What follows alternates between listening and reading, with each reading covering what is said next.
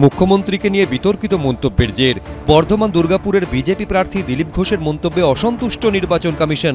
কড়া ভাষায় তাকে সতর্ক করা হলো। দিলীপ ঘোষ আদর্শ আচরণবিধি ভঙ্গ করেছেন বলে সাফ জানিয়ে দিল জাতীয় নির্বাচন কমিশন।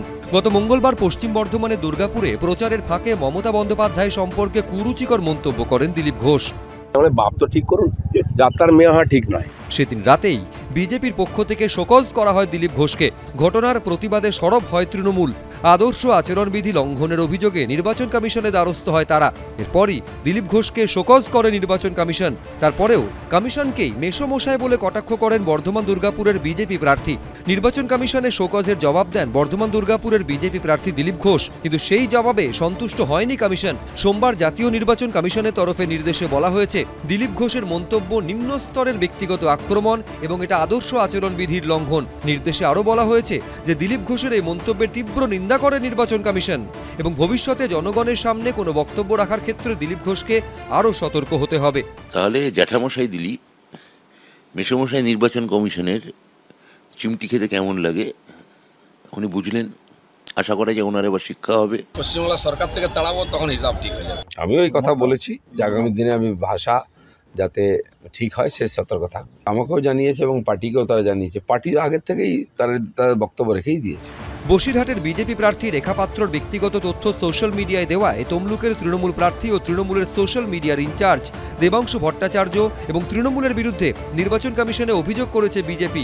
রাজ্য সরকারের গোপনীয় তথ্য কিভাবে একটি রাজনৈতিক দলের কাছে পৌঁছেছে তা খুঁজে বের করার জন্য উচ্চ পর্যায়ের তদন্তের দাবি করেছে তারা। বিজেন্দ্র সিংহ, কৃষ্ণেন্দু অধিকারী, মনোজ বন্দ্যোপাধ্যায়, এবিপি আনন্দ।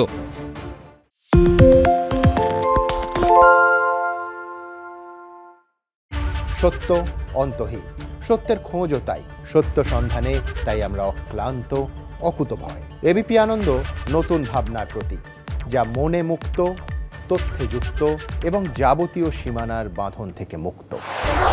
সীমা না শব্দটির মধ্যে লুকিয়ে আছে মানা শব্দটি, যেন চোখ রাঙানি এক অদৃশ্য বেড়াজাল, যা আটকে রাখে আমাদের এক ছোট্ট গণ্ডির মধ্যে।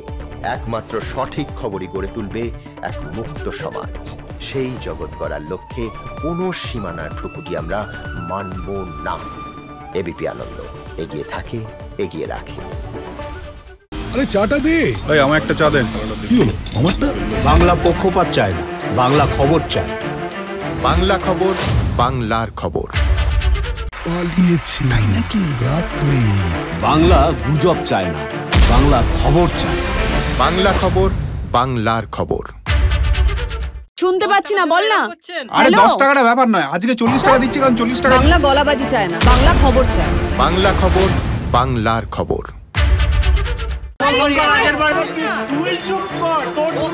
বাংলা ঝামেলা চায় না, বাংলা খবর চায়।